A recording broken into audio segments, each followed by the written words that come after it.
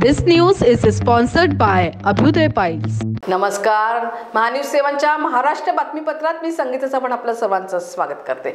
बघूया आजच्या काही ठळक घडामोडी, पण त्यापूर्वी नजर टाकूया आजच्या हेडलाईन्सवर। संजय राऊत व उद्धव ठाकरे यांना धडा शिकवला पाहिजे, शिवसेना प्रवक्ता अरुण सावंत यांचं वक्तव्य। मातीचे घागर बनवण्यासाठी कारागिरांची लगबग, अक्षय तृतीया पूजेसाठी तयारी सुरू। आणि रत्नागिरी जिल्ह्यातील पाली गावात अवकाळी पावसाची हजेरी, शेतपिकांसह नागरिकांची उडाली तारांबळ। कालपर्यंत स्वतःला कट्टर हिंदू आणि हिंदुत्ववादी समजणारे ठाकरे गटाचे नेते संजय राऊत हे आता असं म्हणत आहेत की दूरदर्शनने आपला लोगो भगवा केला, यामध्ये काही काळबेर आहे। हिंदुत्वाच्या नावावर हेच लोक आरडाओरड करत होते।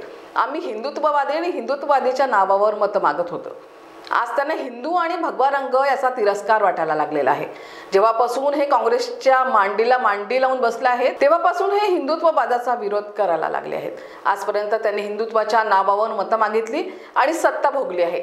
भगवा रंग आणि हिंदुत्वाच्या विरोधात भाष्य करणारे आणि दूरदर्शनचा लोगो भगव्या रंगाचा केला म्हणून विरोध करणारे संजय राऊत आणि ठाकरे शिवसेना यांना योग्य धडा शिकवला पाहिजे, असं वक्तव्य शिवसेना प्रवक्ते अरुण सावंत यांनी केले। कालपर्यंत स्वतःला कट्टर हिंदू आणि हिंदुत्ववादी समजणारे उबाटा शिवसेनेचे नेते संजय राऊत हे आता असं म्हणत आहेत की दूरदर्शनने आपला लोगो भगवा केला, याच्यामध्ये काहीतरी काळबेर आहे।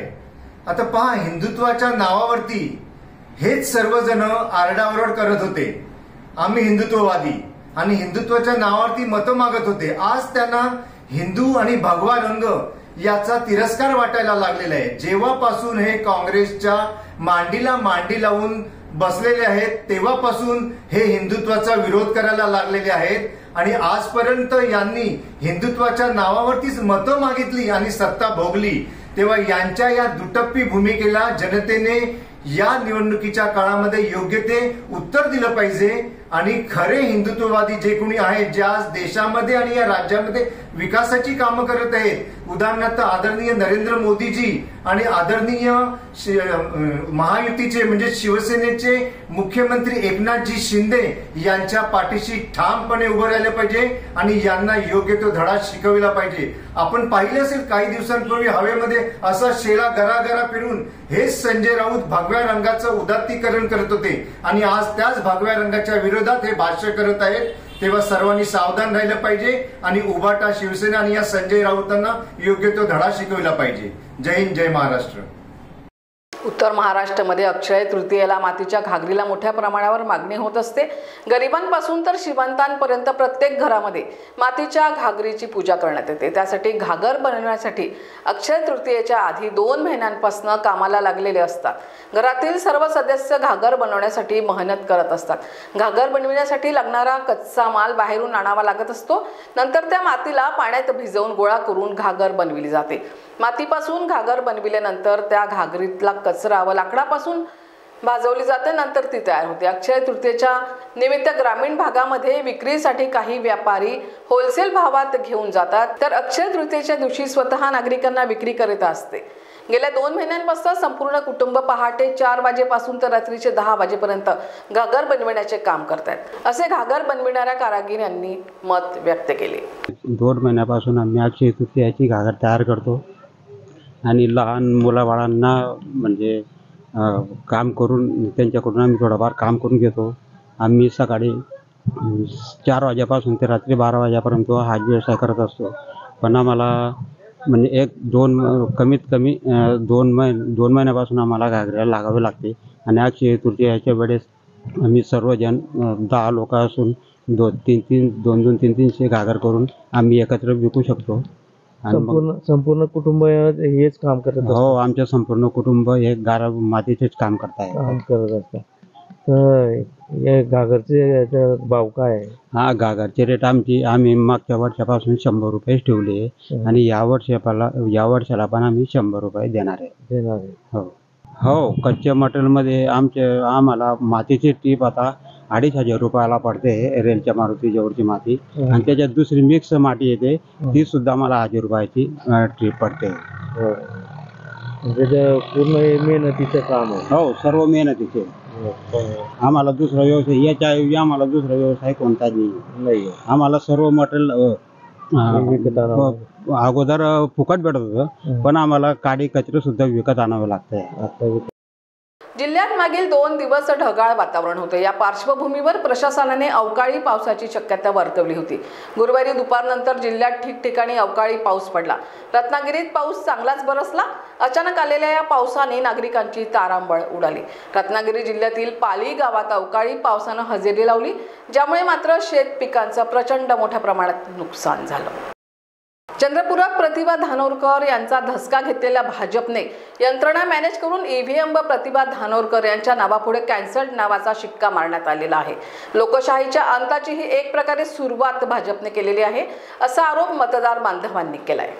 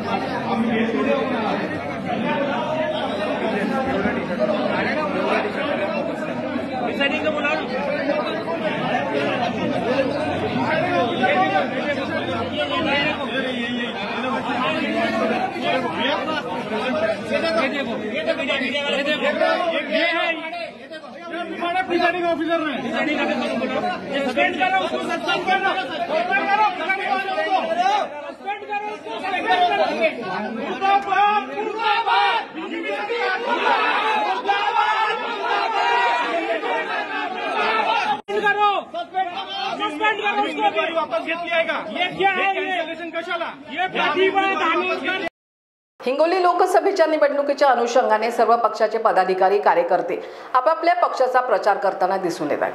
आज काँग्रेसचे आमदार माधव पाटील जळगावकर यांनी हिंगोली लोकसभेचे महाविकास आघाडीचे उमेदवार नागेश पाटील आष्टीकर यांच्या प्रचारास सुरुवात केली आहे. लोकांचा नागेश पाटील आष्टीकर यांना उत्स्फूर्त प्रतिसाद मिळतोय. मतदार हे मतदान करण्यासाठी उत्सुक आहेत.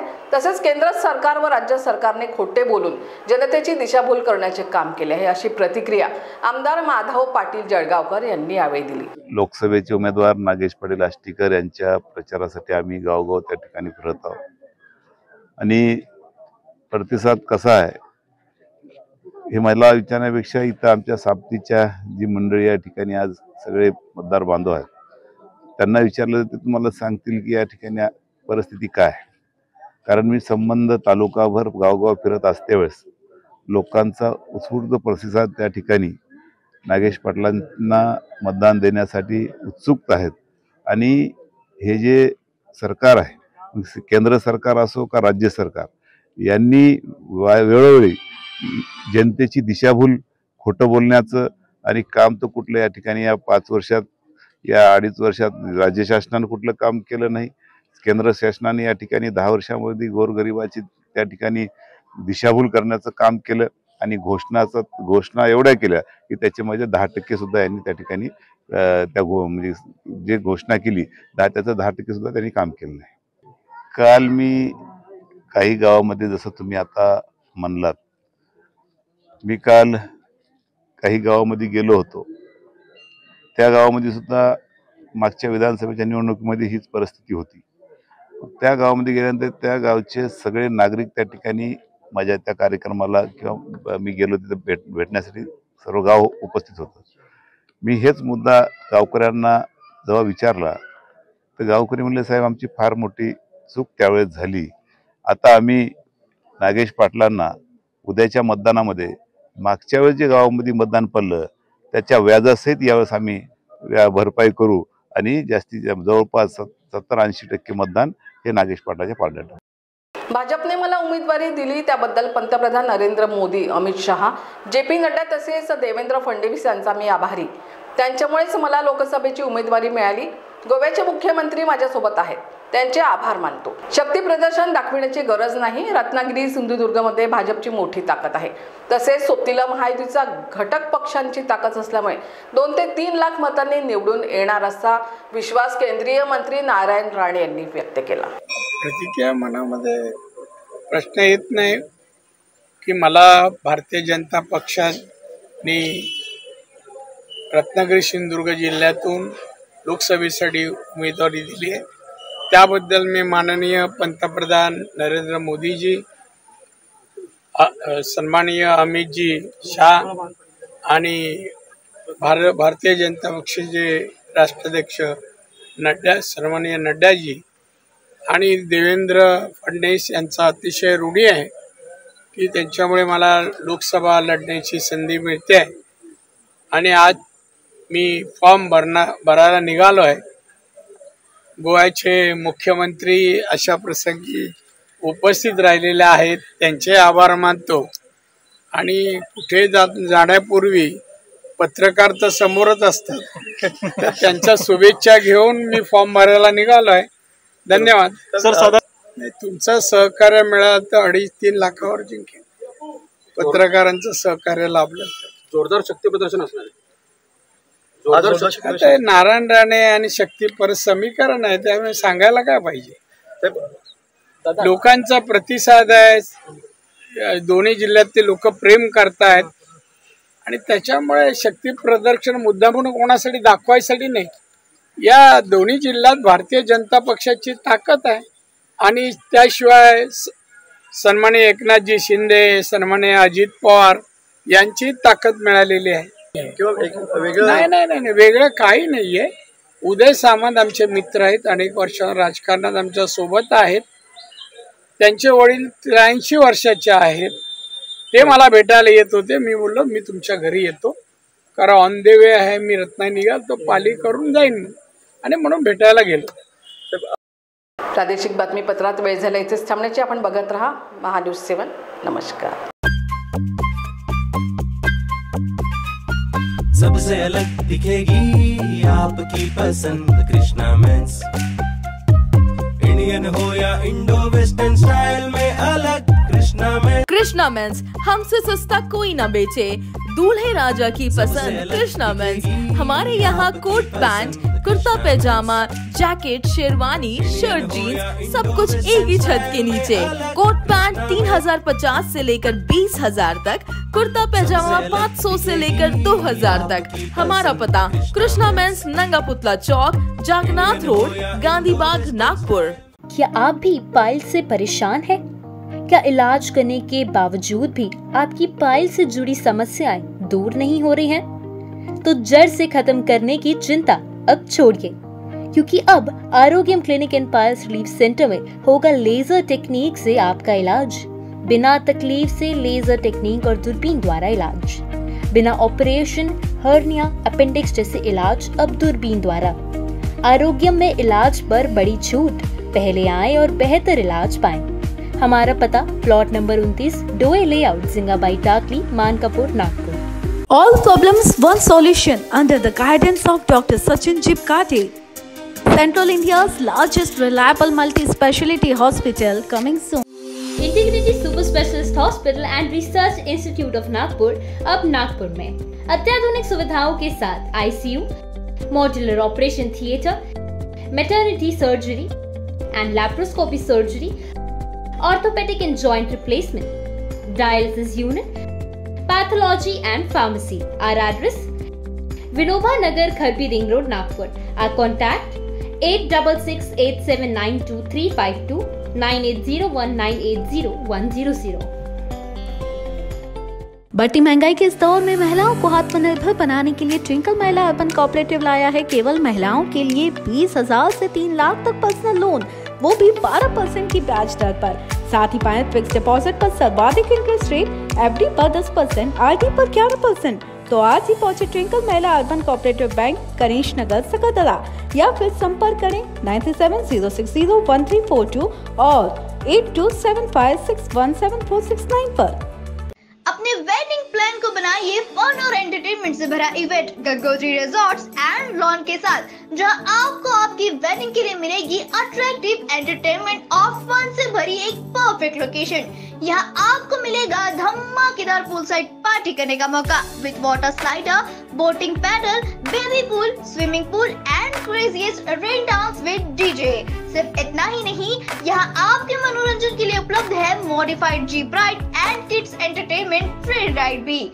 साथ ही यहाँ आपके गेस्ट के लिए उपलब्ध है deluxe rooms end halls, 4 AC 2 BHK cottages, well designed dining and dormitory and banquet hall और वेडिंग अरेंजमेंट्स के साथ साथ यह लॉन आपको मिलेगा शादियों के लिए वेल decorated.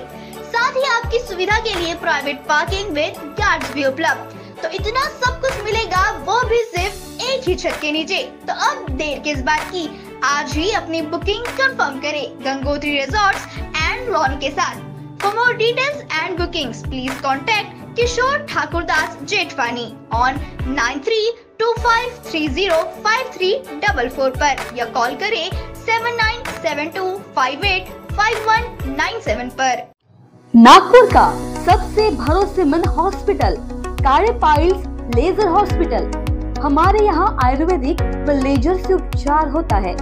Anal fissure, anal fistula, piles, kidney stone है, ओबेसिटी से परेशान है, वेट लॉस करना चाहते हैं, पीसीओडी एंड मेंस्ट्रुअल प्रॉब्लम्स, महिलाओं में अनकंट्रोल्ड यूरिन का प्रॉब्लम है और वजाइनल रिजर्वेशन करवाना चाहते हैं, अपने चेहरे पर असमयी झुर्रियां, त्वचा पर काले दाग आ रहे हैं, अर्थराइटिस प्रॉब्लम्स जैसे कि कमर या घुटनों का दर्द, बालों का झड़ना, असमय सफेद होना, सीने में जलन, पेट फूलना तथा एसिडिटी पर सफल आयुर्वेदिक उपचार, ये सब प्रॉब्लम्स आप झेल रहे हैं तो अभी आए नागपुर के सबसे सस्ते हॉस्पिटल कार्य आयुर्वेदिक पाइल्स लेजर हॉस्पिटल में, जहां आपको मिलेगा सब समस्या का निवारण। और address Karya Ayurvedic piles laser hospital, Umred road, Dighori bus stop के पास, दिघोरी, नागपुर। और कॉन्टैक्ट नंबर 7538387079 और 9423105824।